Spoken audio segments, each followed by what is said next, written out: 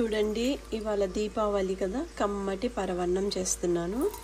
ఒక గిన్నెలో కొంచెం వాటర్ వేసాను, పాలు అడుగు అంటకుండా. ఇప్పుడు పాలు పోస్తాను. చూడండి, చిక్కటి పాలతో కమ్మటి పరవన్నం చేస్తాను. చూడండి ఇప్పుడు పాలు పోస్తున్నాను. చిక్కటి పాలు, కమ్మటి పరవన్నం, దీపావళి స్వీట్. ఇప్పుడు స్టవ్ వెలిగించి చిన్న మంటలో పాలు మరగనివ్వాలి. రాత్రి నానబెట్టుకున్న బియ్యం కడిగేసుకున్నాను. ఇప్పుడు ఈ పాలల్లో వేస్తున్నాను. ఇలా వేయడం వల్ల తొందరగా పరవన్నం ఉడుకుతుంది అండ్ చాలా బాగుంటుంది అన్నమాట. అందుకని ఎప్పుడైనా ఇట్లా నానబెట్టుకున్న బియ్యం వేసుకుంటేనే చాలా రుచిగా ఉంటుంది. చూడండి, ఇట్లా చిన్న మంటలోనే ఈ పరవన్నం ఉడకాలన్నమాట. సన్నటి సగ్గు బియ్యం 1 గంట క్రితం నానబెట్టుకున్నాను.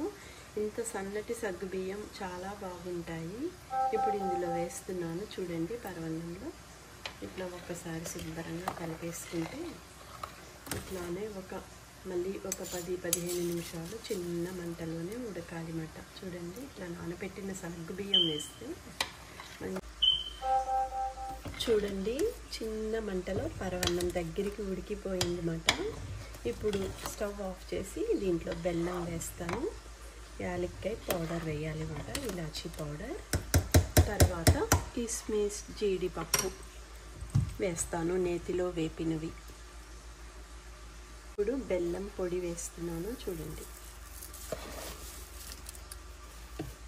స్వీట్ కొంచెం పడుతుంది అన్నమాట. ఇంకొంచెం బెల్లం వేస్తున్నాను. ఇప్పుడు యాలక్కాయ పౌడర్ వేస్తున్నాను, ఇలాచీ పౌడర్. చూడండి, ఇది కూడా కలిపేసుకొని పక్కకు పెట్టేస్తాను.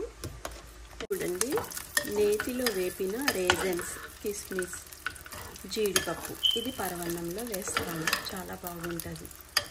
ఇట్లా నేతిలో దోరగా వేపేసి పెట్టుకోవాలి. ఇప్పుడు పరవన్నంలో వేస్తాను. చూడండి, బెల్లం పరవన్నంలో నేను జీడిపప్పు, రేజన్స్, కిస్మిస్ వేస్తున్నాను, నేతిలో వేపినవి. రుచికరంగా బెల్లం పరవన్నం రెడీ అయిపోయింది. చూడండి,